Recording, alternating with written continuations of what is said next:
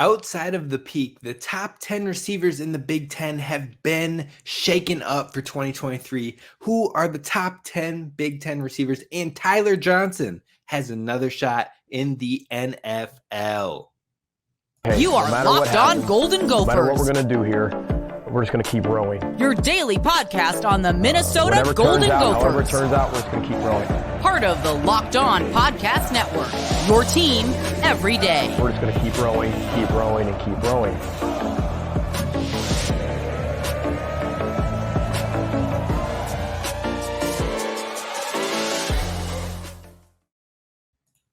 Welcome in. You are listening to Locked On Golden Gophers, part of the Locked On Podcast Network, your team every day. My name's Kane Rob, host of the podcast, former collegiate football video coordinator and recruiting assistant, here to talk Golden Gophers with you each and every day of the week, Monday through Friday. Now, I know this is a late one, folks. It's a late show, but it is Top 10 Tuesday, so we had to get it going.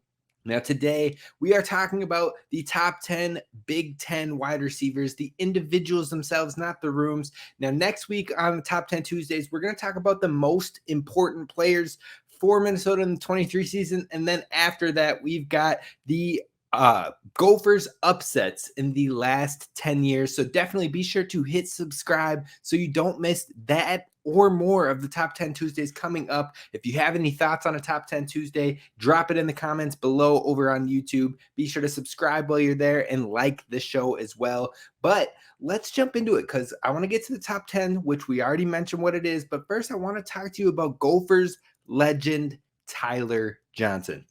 Yeah, that's right. Tyler Johnson, the leader of the Gophers receiving yards of all time.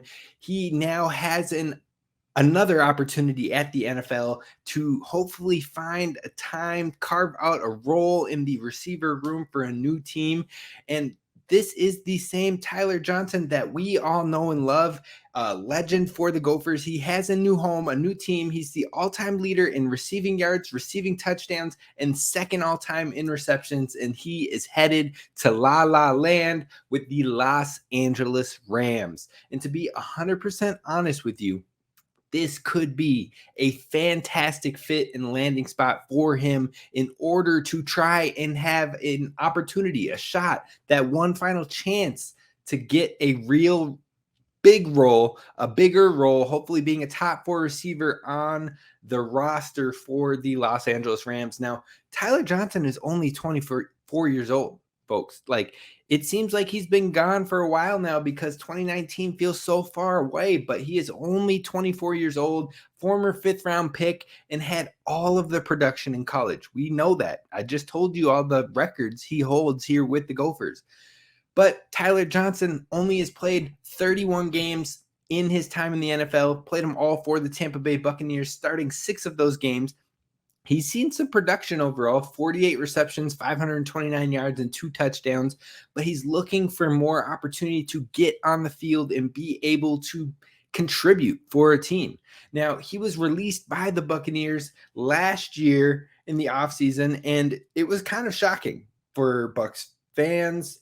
A lot of people had him marked as one of the roster locks. I'm flipping my words around here. Roster locks for the Buccaneers, but they ended up cutting him, and Bucs fans were a bit distraught after the departure because the talent was present there. Now, the Bucs had Mike Evans, Chris Godwin, Julio Jones all at the time, who locked up those first 3 spots, but then they had Jalen Darden, they had Scotty Miller, Brashad Perriman, and Tyler Johnson. Those were the 4 guys fighting for 6 roster spots. Now, Tyler Johnson was the guy who got the short end of the stick, and when Coach Todd Bowles was asked why it turned out that way, he mentioned that outside of those top 3 guys, the next 3 brought special teams value. And so that was big for them because Tyler Johnson didn't have special teams value. So clearly he's going to need to separate himself as one of the best pass catchers in the core group in order to find himself on a roster and contributing because he's not involved in the special teams game. Now, he then went on to Houston, and it looked like maybe he would get a shot. He would get a chance. He should have. I mean, it was the Texans, but the Texans are going to Texan, and it didn't end up happening. They cut him. He ends up going to the Raiders at the end of last season, has been worth them over the course of the summer, and then was recently go by them a couple of weeks ago. But now you're entering the Rams, a team that looks like they could use a wide receiver outside of Cooper Kupp, someone to be sure-handed, someone to come up with catches when they come his way. Now, Van Jefferson could be a solid wide receiver for them, wide receiver 2 for them, but Ben Skoranek, Tutu Atwell, Puka Nacua, like none of them pop off the page as far as, oh yeah, they're locked in, loaded, ready to be a contributor. Even Van Jefferson, he'll probably get his shot, but what I'm saying is none of those names are like shock and awe, oh my gosh, he has no chance of making the roster.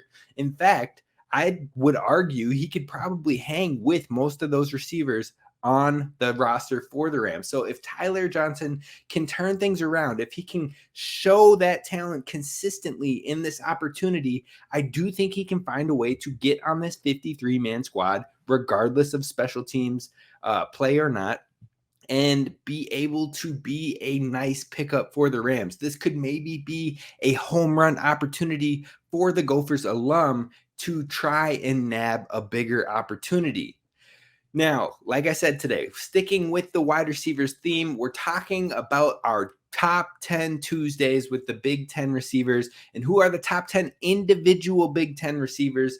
Not best rooms, not the best units. We're talking individuals themselves. So we're going to jump into that coming up next. How many Gophers will make the list? Will it be 1, 2, 0, 3? Find out coming up next. First, let's talk to you about our friends over at Built Bar. Built.com. Head on over there today. You can get Built Minis, you can get the Puffs, or you can get the plain old Built Bars that it started out with. You can even get the granola Built Bars over at Built.com. They have different strokes for different folks. All the flavors galore. Different for sweet, different for salty. You name it, they've got you covered. Fruity, they got it all there. So head on over. Pick your flavor of choice and use promo code LOCKEDON15. That's promo code LOCKEDON15 for 15% off your next order, as well as anytime you order over at Built.com. And if you can't wait, you just can't wait for it to come in the mail, you need it tomorrow, then head on over to Walmart or to Sam's Club, go to the pharmacy section, and you will find Built Bars there. They're power packed with protein, covered in 100% real dark chocolate, and they taste good. Oh yeah. And they're only like 130 calories with that power packed 17 grams of protein. Take my word for it. Head on over to Built.com today or head to your local Walmart or Sam's Club. All right, Gophers fans, thank you so much for listening to Locked On Golden Gophers and making us a part of your daily routine. And thank you for all of the Gophers fans out there that love this daily content when it comes to Gopher sports, whether it be football, men's hoops, women's hoops, men's hockey. We're talking it here each and every day of the week. Now, we'll at least be going 3 days a week as well in June and July, the off season where we have no college sports going, but we still got you covered with content, with Top 10 Tuesdays, and so much more. We'll have guests on the show. We'll have more players on the show. Hopefully we can get a couple more coaches on the show, and be sure to subscribe so you do not miss out on any of that Gophers goodness. All right, so let's jump into the reason we have actually gathered here, and that is the deep dive on the top 10 individual best wide receivers in the Big Ten for this upcoming season. Now, like I said, we're diving into it as individuals, not as the entire wide receiver rooms. We'll do that later in the show as we get closer to the start of the season on a Top 10 Tuesday. Now, a couple caveats. There are no tight ends on this list, solely wide receivers, no hybrids, no hybrid tight end wide receivers, running back wide receivers, whatever. It's solely wide receivers. Now, kicking it off right away from jump, number 10 is none other than our boy, Elijah Spencer. Now, look, he showed out immediately from the get-go. In the spring game, 11 receptions and over 130 yards and a touchdown, and that was just a taste of what is to come. Now, Elijah Spencer is coming from a standout sophomore year where he put up 943 yards, 57 receptions, and 9 touchdowns this past season. He was a Conference USA all-team player. The Gophers will likely pass the ball more. And that chemistry between him and the Greek gunslinger Ethan Kaliakmanis got him on this list for me, as it is continuing to grow very quickly. Now, on top of that, there are 5 impact transfer wide receivers heading to the Big Ten, in my opinion. And to me, Elijah Spencer is a top 2 receiver of that bunch. So a top 2 receiver coming in from the transfer portal, with so many Big Ten receivers on the outs, going to different schools, going to the NFL, or not having eligibility. Elijah Spencer inserts his name into the conference here, and he headed number 9, which is another one of those top 2 transfers coming in, and that is Dante Cephas over at Penn State. Now, speaking of the 2, this guy, it's hard not to put him up there just one slot above Elijah Spencer, simply because he's had a 1,200-yard season, absolutely popped off with 9 touchdowns. Now, again, this is at that lower division, or not lower division, but lower level of football. It's not a Power 5 program by any means. But look, he's had 2 rock-solid years. You had the 1,240 yards with 82 receptions, 9 touchdowns in 2021. And then in 2022, he had 744 receiving yards and 3 receiving touchdowns as well. Now, he could potentially be the number 1 receiver on this Penn State team. In fact, they have both of their 2 lead guys from last year, Parker Washington and Mitchell Tinsley, not coming back this season. So they need a number 1. They need someone to dominate. And I think Dante Cephas could step into that role. Now, he didn't have a spring session, so he could be playing catch up from the start of the season, from the fall camps and whatnot. But overall, I do believe Dante Cephas should absolutely be on this list for the Penn State Nittany Lions, coming in at number 9. We'll move on to number 8, and it's another Nittany Lion, Keandre Lambert-Smith. Now, production may not have been out of this world for Lambert-Smith, but he, as a redshirt freshman, he had 34 receptions, 521 yards, and 3 touchdowns, and he wasn't the wide receiver 1 on his team. And then as a redshirt sophomore, he had 24 receptions, 389 yards, 4 receiving touchdowns. Now, he's had that production being the number 3, number 4 option on the Penn State Nittany Lions, but those top 2 guys are gone now.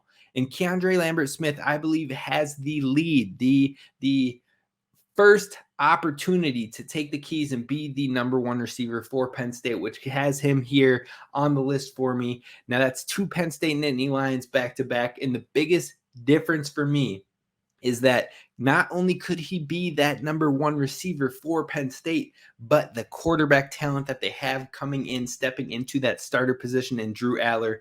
Drew Aller could be the best Penn State quarterback talent in the last decade, maybe even longer. You pair that and you say maybe this is their number 1 receiver. I absolutely think he should be on that top 10 list. Now, he has big plays as well. He averaged 16.2 yards per catch in one of those 2 productive seasons, and then 15.3 yards per catch last season as well. So he can get the big ones. He can make explosive plays, and that's why he comes in at number 8. Now, moving on to number 7. We've got Daniel Jackson. Now, you might be like, Kane, what is happening here? You've got 2 Gophers. You've got 2 Nittany Lions. What are you doing? I thought this was the Big Ten top 10 wide receivers, and it is. Now, although I believe these 4 will finish in that 7 through 10 range, I will give a shout out to some honorable mentions after we finish as well, because I believe those 4 honorable mentions could all finish in this 7 through 10 range. And that includes another Ohio State receiver, another Wisconsin receiver, and 2 Maryland receivers. So I think there's a lot of opportunity, a lot of potential toss up here in the Big Ten for the top 10 receivers. Now, I think Daniel Jackson's going to get in that list, and that's why he comes in for me at number 7. Overall, he was extremely efficient last year, only had 37 receptions, but he put up 557 receiving yards and 5 receiving touchdowns. He creates solid separation. He's sure-handed. He played a lot in the slot in the spring, and I think that could open up some more opportunities for him. On top of that, you've got Crab, you've got Brevin, you've got Elijah Spencer, who made it on this list for us. they're commanding attention as well, especially on the outsides. That should leave Daniel Jackson open across the middle to create, to generate, and to get a lot more production going. You add that to the efficiency, and boy, oh boy, that spells a top 10 season for me. Now, only Julian Fleming at Ohio State and Daniel Jackson were able to crack 500 or more yards on less than 40 receptions. That just tells you how effective he was with the ball in his hands. The only reason I don't have him higher on this list, to be honest, is because of the unknown of who will be the true number one receiver, who will have the most opportunities for the Gophers. Is it Brevin? Is it Daniel Jackson? Is it Elijah Spencer? Is it Chris Ahmed-Bell? We won't know until we hit the season. So that's why I can't put him any higher than this. But he was top 7 in the entire conference in yards per catch last season. And I think he is going to keep at it in the next year. Now, wrapping off our 6 through 10 is none other than Cam Camper. Now, a lot of folks might not know who Cam Camper is, but this kid is an absolute baller. Of the top 20 wide receivers in receiving yards last year, Camper was 13th in the conference at 569 yards and 2 receiving touchdowns.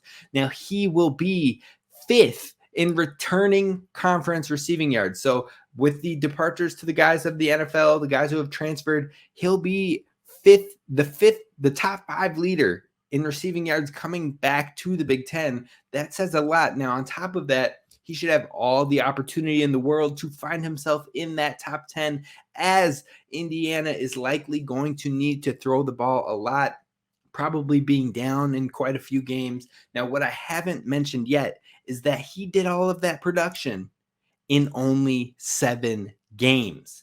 That's right. While every other player in the top 30 within the conference played at least 11 games to get into that top 30 in receiving yards production, Cam Camper did it in 7, and he was up there with the best of them. So you give him a full season, you give him a team that's probably throwing from behind, and I absolutely think he will find a way back into this top 10, and I've got him in here at number 6. Now we're closing off this whole top 10 Tuesdays with the top 5 receivers in the conference coming up next. You will not want to miss it. Plus, I'll give credit where credit is due when it comes to honorable mentions. Wisconsin, got to get a guy in there for you in the honorable mentions. Ohio State, Maryland, and a couple sleeper honorable mentions as well. Don't miss out. We're coming to that next. All right, Gophers fans and other Big Ten fans that have tapped in, and they're like, I want to see what this top 10 is all about for the Big Ten receivers. Now, you probably were like, man, 2 Nittany Lions, 2 Gophers, and an Indiana receiver is the back half of the top 10. This can't go right for the rest of it. This dude is absolutely off his rocker. I don't know what's happening, but give it a chance. We're moving on to number 5, which is none other than Chimere DK. Now, I believe that's how you say his name. I could have absolutely slaughtered that, and I know you'll let me know in the comments if I did, and you'll probably give me a little bit of crap to go with it, but DK knows how to get it done. He was 9th in receiving yards last season in the Big Ten. He had 689 receiving yards and 6 receiving touchdowns. He also had a touchdown on the ground, so 7 total touchdowns for the Badgers. He now has a more competent quarterback throwing him the ball, better than Mertz. And you got Tanner Mordecai there, now slinging the rock. And then on top of that, he's got a new offensive system. He's got a new OC, play caller, and Phil Longo, who likes to pass the ball. He likes to pass, and pass again. So I think DK is going to get even more opportunities. His numbers should tick up from what we've seen. And we've seen him produce at the Big Ten level already. So you don't have to worry about stepping up from a lower program, a low major, or anything like that. He is going to probably thrive in this next season. Unfortunately for me to say that as a Gopher fan, but production and opportunity should only increase. Now, only 3 players are returning in the Big Ten next year with more receiving yards, and those 3 players are above him on this list. But he very well could have earned the 4th spot in here. Maybe that's my Badgers hate a little bit. I had to drop him to 5 because it just didn't feel right. But DK, I'm going to give you some respect. You got on the top 10. You even got in the top 5, and you can prove me wrong and get even higher. Now we're moving on to number 4, and that is Cornelius Johnson. Cornelius Johnson is a Michigan receiver. I can't not put a Wolverine on this list of top 10 receivers. Now, maybe I could have put him a little bit lower, but regardless, they have a massive run game. They like to throw to the tight ends, but one receiver is bound to get good production. Last year, it was Ronnie Bell, and Cornelius was still in that top 20 in receiving production last year. So I imagine he will continue to build on that production and find himself into this top 10 list. Maybe it's more towards 8 through 10, maybe not 4, but a boy can dream, okay? And I think that with J.J. McCarthy at the helm, somebody is going to be a baller in that pass-catching group, and I thought it would be Cornelius Johnson. Now, he shows all the upside. He pops on the film at times, plus he has produced a 627-yard season with 3 touchdowns, and then as a senior last year, so that was his junior year. Senior last year, he had almost 500 yards. He had 499 yards. Let's just call it 500. 6 touchdowns. He is the main production returning, and I believe he's going to capitalize with J.J. McCarthy. He's also 6'3", so he can go up there and jump ball with the best of them. Now, for players with at least 30 receptions, his yards per carry was only behind the 3 Ohio State receivers in Julian Fleming, Marvin Harrison Jr., and Emeka Egbuka. So that's not bad company to be in. And I think Cornelius Johnson will continue to show out next season. Now, into the top 3, number 3 is Isaiah Williams over at Illinois.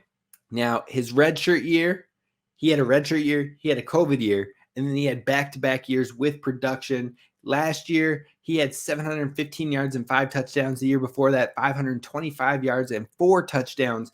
He started out as a quarterback, and yet he's been thriving as a receiver in the Big Ten. He sees the field just a little bit differently, and I think that plays to his advantage. Now, with Chase Brown gone, I think that Isaiah Williams is going to be a major focal point of this Illini offense, possibly the main focus of their offense in 2023. He has consistently raised his production over the years, and I think that's going to continue. And he was ranked in the top 10 in the Big Ten when it came to receptions, when it came to receiving yards, and when it came to receiving touchdowns. He's number 3 on my list, and it was not hard to put him there.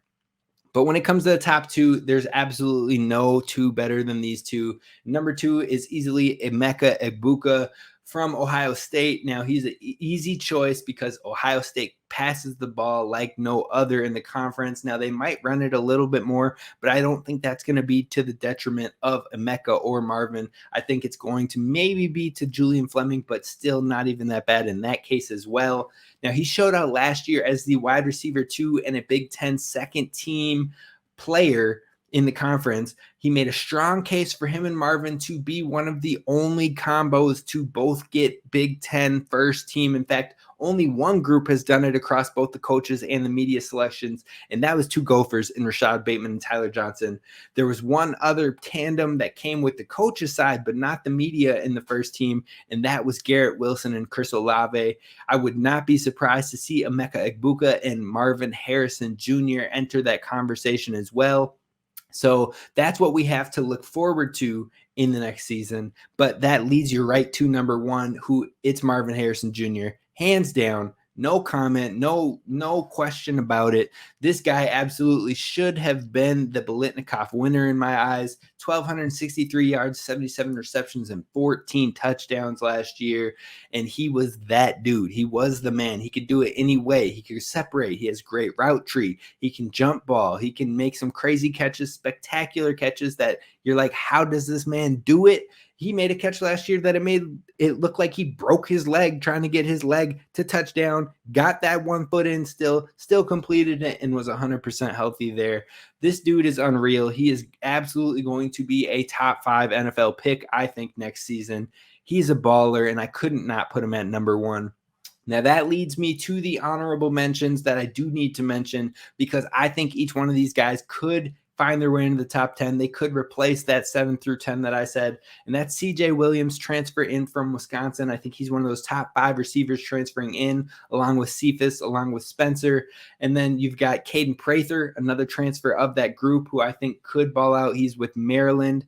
And then you've got Jayshon Jones, who could be the lead with Maryland. But the reason these Maryland guys didn't make my top 10 was because I don't know who's going to get it. I know you've got Prather. I know you've got Jayshon Jones. I know you've got Chambers out there as well. So it's like, who's going to be the one? It's just split so heavy. And yes, they pass the ball, but they don't pass the ball like Ohio State. So I just couldn't put one in there because I wasn't confident which one was the true number one. So I got two of those guys in the honorable mention. And then finally, Julian Fleming, Ohio State. They do pass the ball enough to get three guys in there. But again, I just can't put three guys of one team in the top 10. I couldn't do it. Chris Autman-Bell is also in that honorable mentions.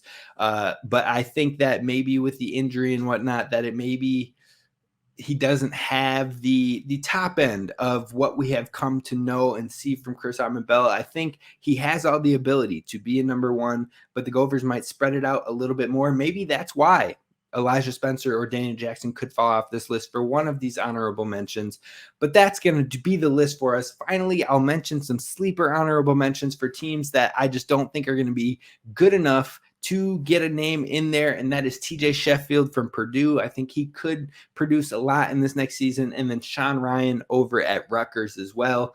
That's going to do it for us on today's show of Locked On Golden Gophers. Thank you for tuning into a Top 10 Tuesday, and let me know further future Tuesdays you want to hear the topics for. If you have anything else that you want your boy to know, just hit me up. I am happy, more than happy to, add new topics to the show, add new segments to the show, talk about what you want to hear when it comes to Gophers Daily Sports or Big Ten talk in general. But be sure to subscribe over on YouTube, give a 5-star review wherever you get your podcasts, and I will see you tomorrow. So row the boat, Sky Ma, go Gophers, and don't forget to subscribe on YouTube.